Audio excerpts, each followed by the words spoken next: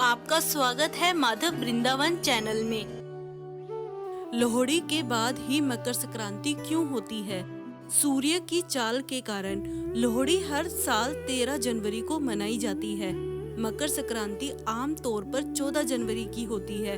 मकर संक्रांति उस दिन होती है जब सूर्य धनु राशि से निकलकर मकर राशि में प्रवेश करता है। ये परिवर्तन रात में या देर से होता है, इसलिए उससे एक दिन पहले लोहड़ी मनाई जाती है।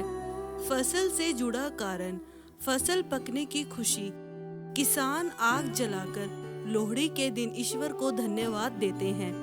अगले दिन संक्रांति पर नई फसल का दान और भोजन किया जाता है। लोहड़ी को पुरानी नकारात्मकता, ठंड और अंधकार को जलाने का पर्व माना जाता है। मकर संक्रांति से उत्तरायण शुरू होता है। उत्तरायण को शुभ समय माना जाता है, यानी कि देवताओं के दिन। सरल शब्दों में लोहड़ी पुराने समय को विदा, संक्रांति नए शुभ समय की शुरुआत, इसलिए लोहड़ी के अगले दिन मकर संक्रांति होती है।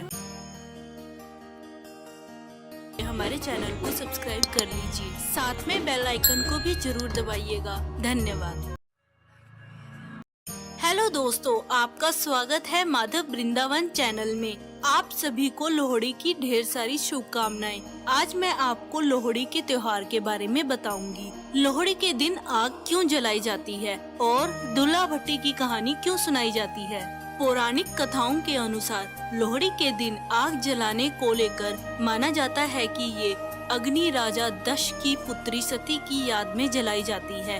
एक बार राजा दक्ष ने यज्ञ करवाया और इसमें अपने दामाद शिव और पुत्री सती को आमंत्रित नहीं किया। इस बात से निराश होकर सती अपने पिता के पास गई और पूछा कि उन्हें और उनके पति को इस यज्ञ में क्यों नहीं बुलाया गया। इस बात पर अहंकारी राजा दक्ष ने सती और भगवान शिव की बहुत निंदा की।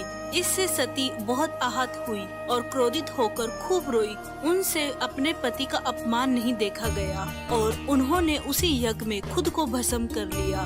सती की मृत्यु का समाचार सुन खुद भगवान शिव ने वीरभद्र को उत्पन्न कर उसके द्वारा यज्ञ का विध्वंस कर दिया। तब से माता सती की याद में लोहड़ी को आग जलाई जाती है। लोहड़ी के त्योहार को लेकर एक लोक कथा भी है जो कि पंजाब से जुड़ी हुई है।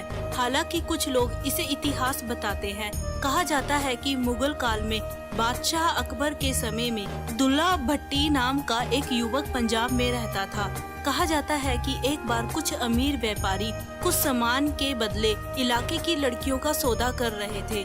तभी दूल्हा भट्टी ने वहां पहुंचकर लड़कियों को व्यापारियों के चुंगल से मुक्त करवाया और फिर इन लड़कियों की शादी हिंदू लड़कों से करवाई। इस घटना के बाद से दूल्हा भट्टी को नायक की उपाधि दी गई और हर बार लोहड़ी को उसी की याद में कहानी सुनाई जाती है। उम्मीद है आपको हमारी ये कहानी अच्छी लगी हो। इसी तरह हमारी और भी कहानियों को जानने के लिए हमारे चैनल को सब्सक्राइब कर लीजिए, साथ में बेल आइकन को भी जरूर दबाइएगा। धन्यवाद। शिव विवाह कथा को भारत के आध्यात्मिक कथाओं में बहुत ही महत्वपूर्ण माना जाता है। शिव विवाह में पार्वती के पिता शिव का वंश के बारे में जानना चाहते थे। फिर शिव ने क्या जवाब दिया?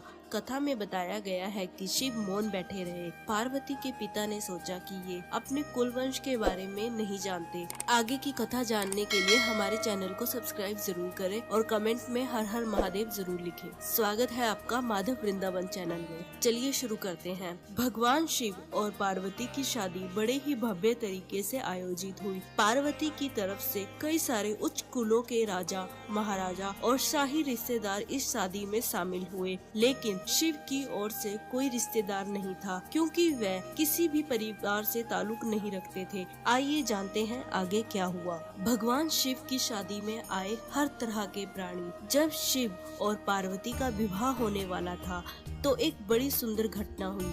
उनकी शादी बहुत ही भव्य पैमाने पर हो रही थी। इससे पहले ऐसी शादी कभी नहीं हुई थी। शिव जो दुनिया के सबसे तेजस्वी प्राणी थे, एक दूसरे प्राणी को अपने जीवन का हिस्सा बनाने वाले थे। उनकी शादी में बड़े बड़े छोटे छोटे लोग शामिल हुए। सभी देवता तो वहाँ मौजूद थे ही, साथ में असुर भी वहाँ पहुँचे। आमतौर पर जहाँ देवता जाते थे वहाँ असुर जाने से मना कर देते थे, और जहाँ असुर जाते वहाँ देवता नहीं जाते थे। शिव पशुपति है, मतलब सभी जीवों के देवता भी हैं। तो सारे जानवर, कीड़े मकोड़े और सारे जीव उनकी शादी में उपस्थित हुए। यहाँ तक कि भूत पिशाच, विक्षिप्त लोग भी उनके विवाह में मेहमान बनकर पहुँचे। ये एक शाही शादी थी, एक राजकुमारी की शादी हो रही थी, इसलिए विवाह समारोह से पहले एक अहम समारोह होने वाला था। भगवान शिव और देवी पार्वती की वंशावली की बखान की रस्म, वर वधू दोनों की वंशावली घोषित की जानी थी। एक राजा के लिए उसकी वंशावली सबसे अहम चीज होती है, जो उसके जीवन का गौरव होता है। तो पार्वती की वंशावली का बखान खूब धूमधाम से किया गया। ये कुछ देर तक चलता रहा। आखिरकार जब उन्होंने अपने वंश के गौरव का बखान खत्म किया तो वह उस ओर मुड़े जिधर वर शिव बैठे हुए थे। सभी अतिथि इंतजार करने लगे कि वर की ओर से कोई उठकर शिव के वंश के गौरव के बारे में बोलेगा, मगर किसी ने एक शब्द भी नहीं कहा। वधू का परिवार ताजुब करने लगा, क्या उसके खानदान में कोई ऐसा नहीं है जो खड़े होकर उसके वंश की महानता के बारे में बता सके? मगर वाकई कोई नहीं था। वर के माता पिता, रिश्तेदार या परिवार से कोई वहाँ नहीं आया था, क्योंकि उनके परिवार में कोई था ही नहीं। वे सिर्फ अपने साथियों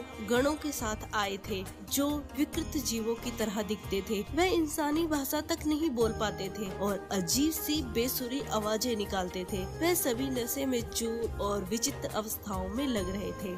फिर पार्वती के पिता पर्वतराज ने शिव से अनुरोध किया, कृपया अपने वंश के बारे में कुछ बताइए। शिव कहीं सुनने में देखते हुए चुपचाप बैठे रहे। वह ना तो दुल्हन की ओर देख रहे थे, ना ही शादी को लेकर उनमें कोई उत्साह नजर आ रहा था। वह बस अपने गनों से घिरे हुए बैठे रहे और सुनने में घूरते रहे। वधु पक्ष के लोग बार बार उनसे ये सवाल पूछते रहे, क्योंकि कोई भी अपनी बेटी की शादी ऐसे आदमी से नहीं करना चाहेगा जिसके वंश का अता पता ना हो। उन्हें जल्दी थी, कोई शादी के लिए शुभ मुहूर्त तेजी से निकला जा रहा था, मगर शिव मौन रहे। समाज के लोग, कुलीन राजा महाराजा और पंडित बहुत घृणा से शिव की ओर देखने लगे और तुरंत फुसफुसाहट शुरू हो गई। इसका वंश क्या है? ये बोल क्यों नहीं रहा? हो सकता है इसका परिवार किसी नीच जाति का हो और इसे अपने वंश के बारे में बताने में शर्म आ रही हो। नारद मुनि ने इशारे से बात समझानी चाहिए। फिर नारद मुनि, जो उस सभा में मौजूद थे, ये सब तमाशा देखकर अपनी वीणा उठाई और